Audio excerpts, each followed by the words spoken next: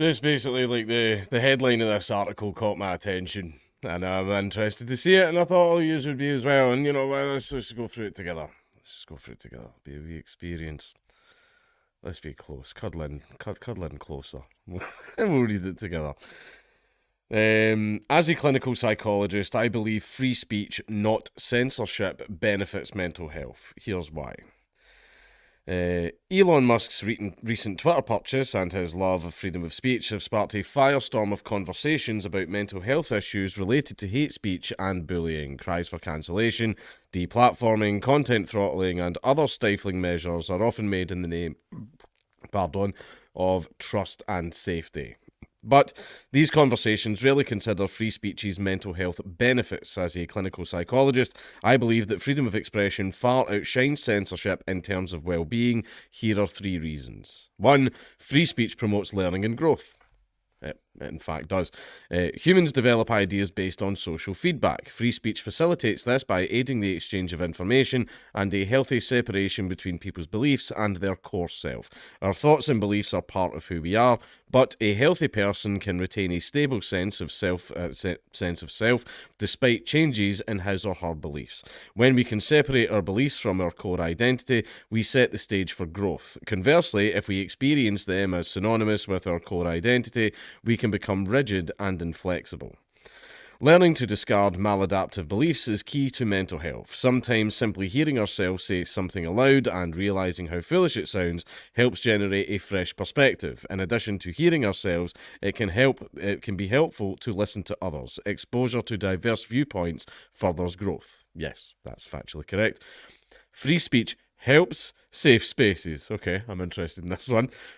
Censorship doesn't squash hateful viewpoints, it merely subverts them. This makes it harder to trust that we are accessing others' true views, ironically undermining the concept of a safe space. Okay, yeah, alright, very good point.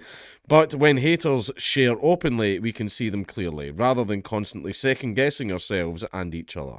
Free speech also helps safe spaces because security increases when people realise they are actually safe, even when hearing abhorrent viewpoints. Teaching people that words are violence is disempowering because it stimulates an unwarranted fight or flight reaction rather than an intellectual response.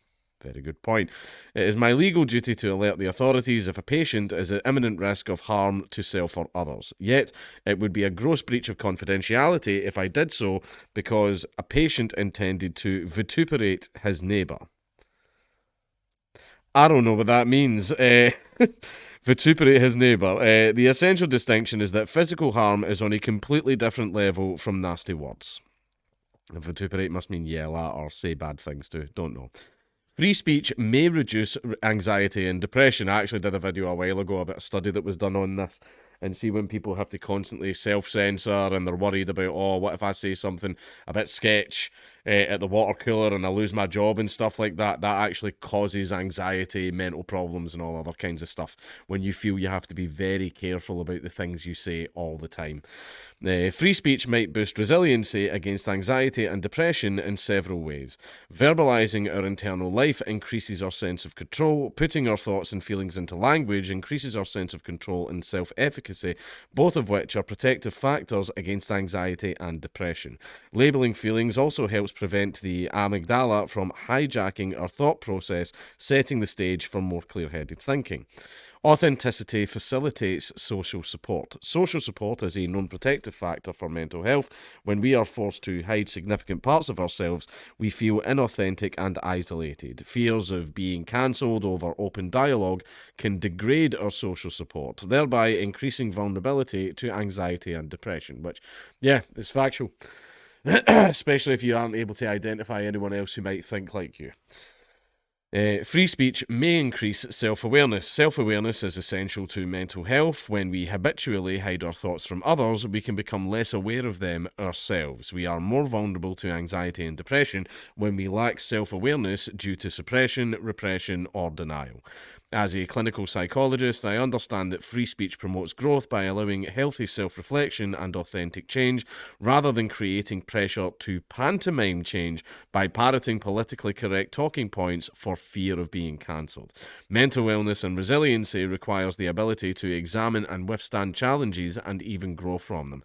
A society that permits open dialogue facilitates this process. I'm enjoying it. It's a very good fucking article. I'm going to save these points. I'm going to use these in my arguments on Twitter. But it's, yeah, one of the things as well is things like compelled speech. Remember how what I said, like back in the day in Russia, if someone said, "Do you love Comrade Stalin?" Even if you fucking hated them, and if you were in a room with Stalin and Hitler and a gun with 2 bullets, you would shoot Stalin twice. Most Russians would.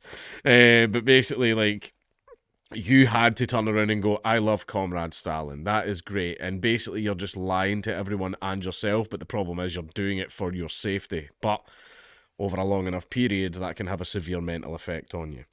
Mental wellness also requires healthy boundaries. If I encountered a client who expected it was the role of others to stop having thoughts he disliked, or that it was the role of the public square, aka Twitter, to eliminate voices he disliked, I would help him build a sense of personal agency, boundaries, and resilience for his own benefit. Yep, that's right. I've never understood this need to control what other people can and cannot consume.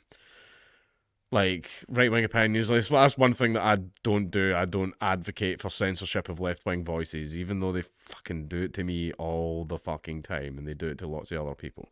But that's not to say the right doesn't do it as well. You know, you get the 90s, like, boomer right. Video games and rap music cause violence, blah, blah, blah, like that type of crap. I've no time for that. Shut up with that fucking stuff. Right, you know, fucking let them watch whatever the hell they bloody want. Right, play video games, rap music, all that other crap. Because see, as soon as you start going, this causes that, blah blah blah, you're doing what the left do. Edgy memes on Discord will cause fascism and will cause a second Holocaust and all that stuff. That's you. You're making the Dungeons and Dragons argument.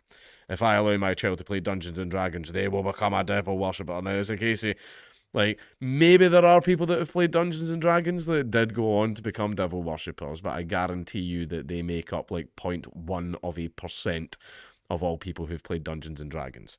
So see, just because something happens in like very tiny, minuscule fringe cases, that doesn't mean ban the other thing. Like ban it for everybody else, because the other 99.9%, you know, they experienced the media or game or song or whatever, and oh shit, turns out they were all absolutely fine. Turns out the problem was the person, not the art form. There are situations where certain dialogue is inappropriate, but excessive restriction causes unhealthy levels of suppression and repression. As a clinical psychologist, I believe we would be a richer, healthier, more intelligent society if we welcomed more diversity of thought. Yes, that's absolutely correct. For example, one thing I debate libertarianism all the time. One of the reasons why my arguments are so strong in libertarianism is because I have to debate it all the fucking time. See, if I wasn't getting questioned and I wasn't getting what about this, what about that, and blah blah blah, I would just be walking around going, libertarianism is good because I said so. That's not really a fucking argument. I mean, like, ideas are a lot like your muscles. You need to fucking work them out now and again, otherwise they shrink and shrivel and they're not as good anymore.